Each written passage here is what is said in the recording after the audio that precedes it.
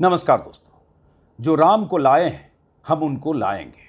लोकसभा चुनाव के महीनों पहले से जब पूरे यूपी में जगह जगह ऐसे पोस्टर लगा दिए गए थे, डीजे की धुन पर ऐसे गीत गाए जा रहे थे, मोदी योगी की चाटुकारिता करने वाले गायक कलाकार इसी धुन पर अपने गाने गा रहे थे, सोशल मीडिया पर लगातार ये सब वायरल किया जा रहा था। बीजेपी उम्मीदवारों की सभाओं में, रैलियों में, नामांकन में हर जगह ये पोस्टर लगे थे। तब बीजेपी नेताओं ने सपने में भी नहीं सोचा होगा कि लोकसभा चुनाव के नतीजे मोदी को ऐसी चपत लगाएंगे, बीजेपी को ऐसी चपत लगाएंगे कि राम की नगरी अयोध्या से भी बीजेपी हार जाएगी, और ऐसे हारेगी कि बीजेपी में कोहराम मच जाएगा। मोदी योगी के बीच में भीतर भीतर खटपट की शुरुआत हो जाएगी। लोग यही कह रहे हैं, लेकिन जनता तो जानता है। जनता समझ गई कि राम के नाम पर घटिया राजनीति करने वालों को संदेश अयोध्या से ही देना जरूरी है, और वही संदेश अयोध्या ने दे दिया है। यह एक ऐसी हार है जो बीजेपी को देश भर की 50 सीटों पर मिली हार पर भारी है। इसकी वजह आप समझ सकते हैं। अयोध्या में बीजेपी की हार के बाद मोदी भक्तों में कोहराम मचा है। कोई रो रहा है, कोई बीजेपी को हराने वाले हिंदुओं को गाली दे रहा है, कोई सोशल मीडिया पर अनाप शनाप लिख बोलकर गम गलत कर रहा है, कोई वीडियो बना रहा है। लेकिन जनता को जो फैसला करना था कर दिया। राम के नाम पर देश में नफरत की राजनीति करने वाले मोदी, योगी और शाह की सत्ता को राम की नगरी अयोध्या में ही पलीता नहीं लगा है, बल्कि भगवान राम और सीता से जुड़े कई और इलाकों की जनता ने बीजेपी को रिजेक्ट करके यह संदेश दिया है कि राम का नाम अब बदनाम ना करो, बहुत हो गया। अयोध्या में डेरा डालकर मंदिर बनवाने में जुटे पूर्व नौकरशाह मोदी के प्रिय नृपेंद्र मिश्रा के सुपुत्र साकेत मिश्रा तक श्रावस्ती से हार गए। यानी पप्पा मंदिर बनवा रहे थे और बेटा चुनाव हार गया। इस वीडियो में आपको सिलसिलेवार ढंग से बताएंगे कि कैसे मोदी की नफरती राजनीति को यूपी की जनता ने रिजेक्ट किया है, और कैसे इंडिया गठबंधन ने ऐसी तमाम सीटों पर जीत हासिल की है। कैसे राम की अयोध्या में मोदी की लंका लग गई। वैसे माफ कीजिएगा, थोड़े तल्ख शब्दों का प्रयोग कर रहा हूं, लेकिन राम के नाम पर नफरत की राजनीति करने वालों के लिए इससे सटीक शब्द मुझे दूसरा तुरंत समझ में नहीं आ रहा है, और मुझे सूझ भी नहीं रहा है। इस वीडियो में आपको हम ये भी बताएंगे कि कैसे अखिलेश यादव और राहुल गांधी की जोड़ी ने यूपी में बिसात बिछाई और मोदी के सपनों में सुराख कर दिए। भले ही अब नायडू और नीतीश की बैसाखी के दम पर, समर्थन के बल पर मोदी तीसरी बार पीएम बनने जा रहे हैं, लेकिन 10 साल तक अपने अहंकार के पहाड़ पर खड़े होकर राज करने वाले मोदी के लिए कितनी मुश्किलें आने वाली है, ये कोई भी समझदार आदमी, थोड़ी भी समझ रखने वाला आदमी समझ सकता है। अपनी तानाशाही प्रवृत्ति को बक्से में बंद करके मोदी कैसे सरकार चलाएंगे, इसका अंदाजा लगाया जा सकता है। बहुत आसान नहीं है मोदी के लिए अगले कुछ साल, और कब तक ये कैसे सरकार चलेगी, इसको लेकर 100 सवाल है। लगातार हम इस पर बात करते रहेंगे। कल ही कांग्रेस पार्टी की तरफ से एक ग्राफिक्स के माध्यम से सूचना शेयर की गई है, जो स्क्रीन पर देख रहे हैं। कांग्रेस के सुप्रिया सुलेह ने ट्विटर पर इस ग्राफिक्स को शेयर करते हुए लिखा कि सब प्रभु की लीला है। अयोध्या श्री राम जन्मभूमि, भाजपा हारी। चित्रकूट श्री राम ने वनवास के 11 वर्ष बिताए, भाजपा हारी। सीतापुर मां जानकी तीर्थस्थल, भाजपा हारी। बस्ती भगवान राम के गुरु वशिष्ठ की भूमि, यहां भी भाजपा हारी। सुनते जाइए। सुल्तानपुर राम से जुड़ा पवित्र स्थल, भाजपा हारी। प्रयागराज वनवास के दौरान भगवान राम का पड़ाव स्थल, यहां भी भाजपा हारी। लिस्ट लंबी है। वैसे ये राम के नाम पर राजनीति करने वालों के लिए कितना बड़ा तमाचा है। इस तमाचे के बाद भी ये लोग सुधरेंगे, इसकी गुंजाइश कम से कम मुझे तो ना के बराबर दिखती है। हां, सुर बदलेंगे, तरीका बदलेंगे, हथकंडे बदलेंगे, मूल फितरत किसी की बदलती नहीं है। राम टेक वनवास के दौरान भगवान राम की विश्राम स्थल, भाजपा हारी। नासिक लक्ष्मण ने जहां शूर्पणखा की नाक काटी, भाजपा वहां भी हारी। कोप्पल हनुमान की जन्मभूमि, भाजपा वहां भी हारी। रामेश्वरम राम ने स्वयं शिवलिंग की जहां स्थापना की, वहां भी भाजपा हारी। भले यह सूचना कांग्रेस ने ट्विटर पर शेयर की हो, लेकिन हकीकत तो यही है कि इन सारी जगहों से बीजेपी को हार का सामना करना पड़ा है। इनमें से कई जगहों पर खुद प्रधानमंत्री मोदी प्रचार करने के लिए जा चुके हैं, और प्रचार में जो तमाम हथकंडे अपने भाषणों में जिनका इस्तेमाल करते हैं वो सब कर चुके हैं, तमाम तरह के जुमले। बीजेपी ने जीत के लिए कोई ऐसा हथकंडा नहीं जिसका इस्तेमाल न किया हो, लेकिन जनता ने ऐसा डंडा चला कि सारे हथकंडे जमींदोज हो गए। इतिहास रच दिया यूपी ने। जिस यूपी में सांप्रदायिक ध्रुवीकरण के लिए बीजेपी ने सारे घोड़े खोल दिए थे, राम मंदिर की प्राण प्रतिष्ठा के नाम पर मोदी योगी ने क्या क्या नहीं कहा और क्या क्या नहीं किया। विपक्ष को टारगेट करने के लिए मोदी ने सारी मर्यादाएं तोड़ दी। उस यूपी ने बीजेपी के हसीन सपने को पलीता लगा दिया। यूपी में मोदी अपने भाषणों में यहां तक कहने लगे थे कि अगर इंडी गठबंधन, क्योंकि इंडिया को इंडी गठबंधन कहते हैं, इंडी गठबंधन वाले आ गए तो राम मंदिर पर बाबरी ताला लगा देंगे, बुलडोजर चला देंगे, सुप्रीम कोर्ट का फैसला पलट देंगे। मूर्ख आदमी भी समझ सकता है कि यह सब बकवास के सिवाय कुछ नहीं है। न मंदिर पर कोई ताला लगा सकता है, न सुप्रीम कोर्ट का फैसला पलटा जा सकता है, न कोई पलटने या पलटवाने की सोच सकता है। बुलडोजर चलाने की बात तो दिमागी दिवालियेपन के सबूत के अलावा कुछ नहीं है। तो ये सब सुनकर आखिर जनता ने क्या किया, अब जरा गौर से सुनिए कि कैसे अखिलेश यादव ने सही मुद्दे उठाने से लेकर उम्मीदवारों के चयन में और समीकरण बिठाने में ऐसी बिसात मोदी और योगी शाह के सामने चली कि सारी हैकरी यूपी में ही इन सब की टूट गई। जिस अखिलेश यादव और राहुल गांधी की जोड़ी को शहजादे कहकर मोदी लगातार माखौल उड़ाते रहे, बिलो द बेल्ट हमले करते रहे, उसी जोड़ी ने ऐसा कमाल कर दिया कि मोदी को महीनों तक बुरे सपने आते रहेंगे। आधी रात को भी अगर कभी नींद उनकी खुलेगी तो यूपी में मिली हार उन्हें बेचैन करेगी। सोचेंगे क्या हो गया। राम की अयोध्या से लेकर बनारस तक में जिस तरह से मोदी बहुत कम मार्जिन से जीते हैं। ये दिल्ली वाले प्रधान सांसद जी, ये दिल्ली वाले जो प्रधान सांसद जी हैं, वो शहजादों से घबराए हुए हैं। आप लोगों ने सुना होगा, अपना और भाषण भूल करके आजकल शहजादों पे भाषण दे रहे हैं। ये शहजादों पे भाषण देने वाले शहजादों से इसलिए घरवारे हुए हैं, इस बार शहजादे शह भी देने जा रहे हैं और मात भी इस चुनाव में उनको देने का काम करेंगे। यूपी में बीजेपी की शिकस्त और समाजवादी पार्टी की जबरदस्त जीत का राज 5 बातों में छिपा है। एक तो बीजेपी की नफरती राजनीति से लोगों में नाराजगी, दूसरा महंगाई बेरोजगारी के मामले में मोदी सरकार की नाकामी, तीसरा अखिलेश यादव की सोशल इंजीनियरिंग, चौथा कांग्रेस के साथ भरोसे वाला गठबंधन और पांचवा संविधान और आरक्षण को लेकर विपक्ष का मजबूत नैरेटिव। इन सब को मिलाकर ऐसा रासायन तैयार हो गया कि बीजेपी के लिए मुसीबत खड़ी हो गई। ये चुनाव केवल आपके हमारे भविष्य का नहीं है, ये हमारे आपके आने वाली पीढ़ी के भविष्य का चुनाव भी है। जहां हमारे आपके भविष्य का चुनाव है, पीढ़ी के आने वाली भविष्य का चुनाव है, वहीं ये संविधान बचाने का भी चुनाव है। ये उसी तरह का चुनाव है। हमारे और आपके लोगों ने पढ़ा होगा कि कभी समुद्र मंथन हुआ था, इस बार ये संविधान मंथन होने जा रहा है।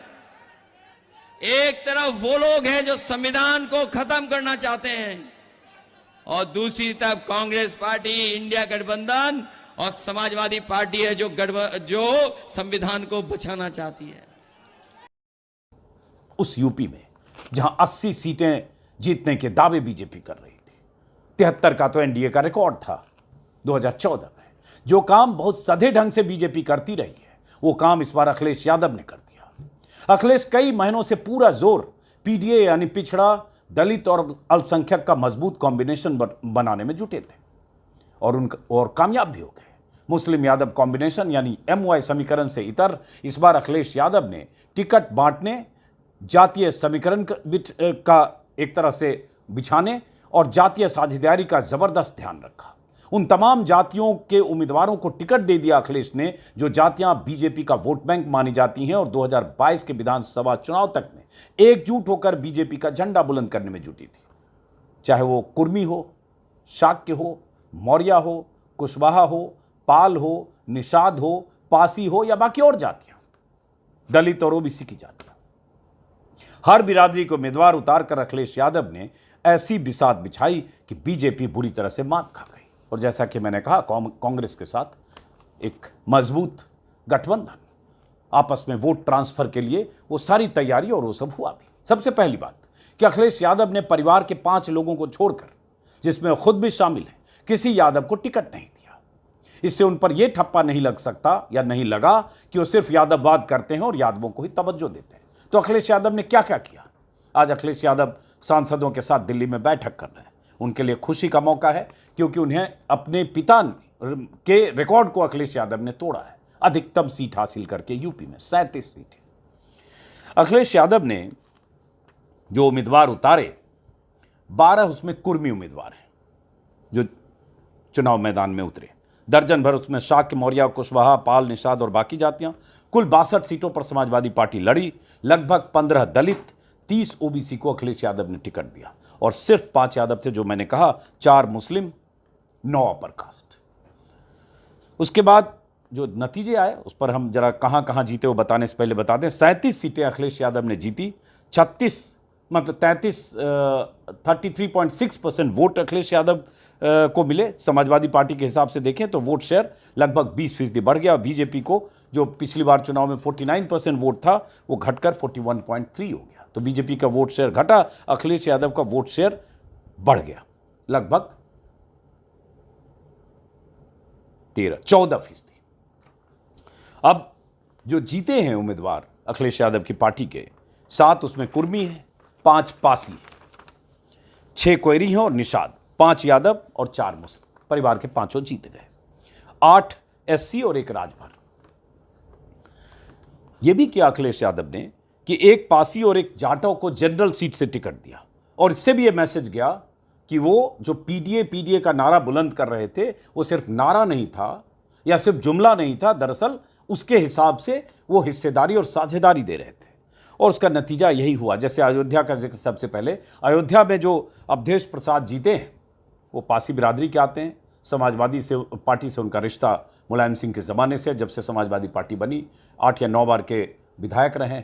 और उन्हें इस बार जब चुनाव मैदान में उतारा, लल्लू सिंह जो सिटिंग सांसद फैजाबाद अयोध्या के हैं, बीजेपी के 2 बार के लगातार जीते हुए, जिन्होंने भाषण देना शुरू कर दिया था कि 400 पार दे दो तो इस बार संविधान बदल देंगे, उनके खिलाफ अवधेश प्रसाद को उतारा। तो शुरू में लगा होगा कि तो कमज़ोर उम्मीदवार हो सकते हैं, लेकिन एक तो अवधेश प्रसाद का अपना असर, और अयोध्या में जिस तरह से बहुत कुछ हुई चीज़ें, उसको लेकर नाराज़गी, और जनता के बीच कहीं न कहीं मोदी सरकार की, योगी सरकार की नीतियों से नाराज़गी, महंगाई, बेरोजगारी, जिनका जिक्र किया। और इस बार नारा लगने लगा, चूंकि चुनाव में योगी कई जगह कहने लगे थे कि अयोध्या तो पूरा हो गया, अब काशी भी लगभग पूरा होने जा रहा है, और उसके बाद क्योंकि विश्वनाथ कॉरिडोर बन गया, ज्ञान-वापी पर अभी नज़र है, और अब मथुरा की बारी है। तो अयोध्या में नारा क्या लग रहा था? न मथुरा न काशी, अब की बार अवधेश पासी। सोचिए जरा, और इसका असर हुआ। अवधेश पासी अयोध्या से जीते 50,000 से ज़्यादा वोटों से, और बीजेपी हारी अयोध्या से। तो एक तो ये हुआ, लेकिन सिर्फ यही नहीं हुआ, आसपास की भी कई सीटें समाजवादी पार्टी जीत गई और बीजेपी हारी। अवध मंडल की 17 सीटों में से बीजेपी सिर्फ 7 जीत पाई, 2019 से 8 कम। 15 सीटें जीती थी 2019 में, इस बार 8 कम हो गई। मैं देख रहा था कल द हिंदू में और इंडियन एक्सप्रेस में और हिंदुस्तान टाइम्स में विस्तार से इसकी व्याख्या की गई है। सीट कौन कौन सीट कहाँ, किसको, किस बिरादरी को अखिलेश ने टिकट दिया, वहाँ से कुछ सूचनाएं जो मैंने देखा उसको भी मैंने अपने हिसाब से उसको कंपाइल किया है। बांदा और चित्रकूट इलाके में समाजवादी पार्टी ने अच्छा प्रदर्शन किया। समाजवादी पार्टी के कुर्मी उम्मीदवार कृष्णा पटेल ने बीजेपी के आर के सिंह को हराया श्रावस्ती में। जैसा कि मैंने बताया कि कुर्मी उम्मीदवार राम शिरोमणि वर्मा ने नृपेंद्र मिश्रा, जो प्रधानमंत्री कार्यालय में बड़े नौकरशाह थे, पुराना रिश्ता जैसा कि मैंने कहा, और जो वहाँ मंदिर बन रहा है, मंदिर निर्माण की जो कमेटी है उसके चेयरमैन है, वहीं अयोध्या में डेरा डाले। हर चैनल जाकर उनका इंटरव्यू 50 बार कर चुका है प्राण प्रतिष्ठा के पहले और उस दौरान। नृपेंद्र मिश्रा के बेटे साकेत मिश्रा श्रावस्ती में हार गए। उसके बाद अयोध्या रीजन में भी यही हुआ कि बीजेपी 9 में से 5 सीट हार गई, जिसमें 7 पिछली बार जीती थी, इस बार 2 कम। फैजाबाद का जिक्र किया है। सुल्तानपुर में मेनका गांधी राम भुआल निषाद से हार गई, जिस सीट पर लगातार जीत रही थी। बीच में एक बार वरुण गांधी भी जीते थे, 2 बार मेनका गांधी। बस्ती लोकसभा सीट से 2 बार के सांसद हरीश द्विवेदी हार गए। अंबेडकर नगर और श्रावस्ती 2019 में भी बीजेपी हारी थी, लेकिन इस बार बीजेपी नेताओं को लग रहा था कि प्राण प्रतिष्ठा का कुछ असर होगा आसपास के इलाके में, लेकिन वहां से शिकस्त मिली। मैंने बताई अयोध्या रीजन से अगर देखें तो कैसरगंज, गोंडा, डुमरियागंज, बहराइच, इन 4 सीटों पर बीजेपी को जीत हासिल हुई। लेकिन बाकी बनारस बहुत अहम है। बनारस में भले प्रधानमंत्री मोदी 1,52,000 के मार्जिन से जीत गए, लेकिन उनका मार्जिन 1/3 से भी कम हो गया। कल मैंने वीडियो में बताया था कि बीजेपी के 240 उम्मीदवार जो जीते हैं, 240 सांसद जो जीत कर आए हैं, उनमें प्रधानमंत्री मोदी जीत की मार्जिन जो है उस हिसाब से देखिए 116वें नंबर पर है। मतलब 115 ऐसे बीजेपी के उम्मीदवार हैं जो प्रधानमंत्री मोदी से ज्यादा मार्जिन से जीत कर आए हैं। सोचिए जरा, और वो भी बनारस से, काशी से, बाबा विश्वनाथ की नगरी से, जहां बनारस के उम्मीदवार के तौर पर प्रधानमंत्री नरेंद्र मोदी को अपराजय अजय माना गया। और ये लोगों को लग रहा था, बीजेपी तो मानकर चल रही थी 5 लाख से ज्यादा मार्जिन से जीतेंगे, क्योंकि इन 5 सालों में वहां विश्वनाथ कॉरिडोर भी बना। इन 5 सालों में बहुत बीजेपी ने बड़े बड़े दावे किए। प्रधानमंत्री मोदी की कई बार यात्राएं हुई, खुद को उन्होंने गंगा पुत्र घोषित कर दिया। लग रहा था कि बहुत कुछ होगा बीजेपी के नेताओं को, लेकिन जनता ने क्या किया, 1.5 लाख वोट से मोदी जी जीते बनारस से। लेकिन बनारस के आसपास की अगर बात करें, बनारस रीजन में जो 12 लोकसभा सीटें हैं, बनारस, मछलीशहर, जौनपुर, भदोही, चंदौली, मिर्जापुर, रॉबर्टगंज, गाजीपुर, घोसी, आजमगढ़, लालगंज, बलिया। 2019 में बीजेपी और अपना दल ने मिलकर 7 सीटें जीती थी, जिसमें और जौनपुर, घोसी, गाजीपुर, लालगंज, आजमगढ़ सपा बसपा गठबंधन ने जीता था। लेकिन इस बार बीजेपी को भारी नुकसान उन इलाकों में भी हुआ। बीजेपी अपना दल मिलकर सिर्फ 3 सीटें जीत सकी, और ये बीजेपी के लिए झटका उस पूरे इलाके में भी हुआ। बल्कि चंदौली से जो बीजेपी के 2 बार के सांसद और मंत्री मोदी सरकार के महेंद्र पांडे हारे। बलिया 2014 से 19 में बलिया पर कब्जा करने वाली बीजेपी इस बार सनातन पांडे से हार गई, समाजवादी पार्टी से। तो अनुप्रिया पटेल मिर्जापुर में जीती जरूर, लेकिन मुश्किलों का सामना उन्हें भी करना पड़ा। और उसके भदोही से बीजेपी के विनोद कुमार बिंद टीएमसी के ललितेश त्रिपाठी से हार गए 44,000 वोटों से, जिन्हें टीएमसी के लिए एक सीट चुकी छोड़ी थी समाजवादी पार्टी ने, और कमलापति त्रिपाठी के पोते हैं। तो ये तो इस बार उत्तर प्रदेश में हुआ। और इस पूरे चुनाव के दौरान अखिलेश यादव के भाषणों पर भी गौर करने की जरूरत है। अखिलेश यादव अपने भाषणों में जरूरी मुद्दे उठा रहे थे, संविधान की बात कर रहे थे, महंगाई बेरोजगारी की बात कर रहे थे, पेपर लीक की बात कर रहे थे, बेरोजगारों के साथ किसानों की बात कर रहे थे। और उसके बाद राहुल गांधी जब उनके मंच पर होते थे, राहुल गांधी के हाथ में संविधान की किताब थी, और यही जिक्र अंबानी, मोदी, अडानी के रिश्ते, पूंजीपतियों को प्रश्रय देना सरकार की तरफ से, और ये जो कुल मिलाकर ऐसा नैरेटिव गढ़ा गया। मैं तो उल्टे ये भी मानूंगा कि भले ही 37 अखिलेश यादव और 6 कांग्रेस, यानी 43 सीट बीजेपी के सामने ये दोनों दल मिलकर जीत गए, लेकिन अगर इसकी तैयारी 1 साल पहले से होती तो शायद बीजेपी को जितनी सीटें मिली उसमें से 10 सीटें, 12 सीटें बीजेपी की और कम होती। लेकिन चलिए, फिलहाल तो बीजेपी को इतना बड़ा झटका यूपी से लगा। तो इसलिए जो राम को लेकर आए हैं, राम को कौन ला सकता है, यही तो लोग सवाल पूछ रहे हैं। और ये भ्रम कौन पालता है?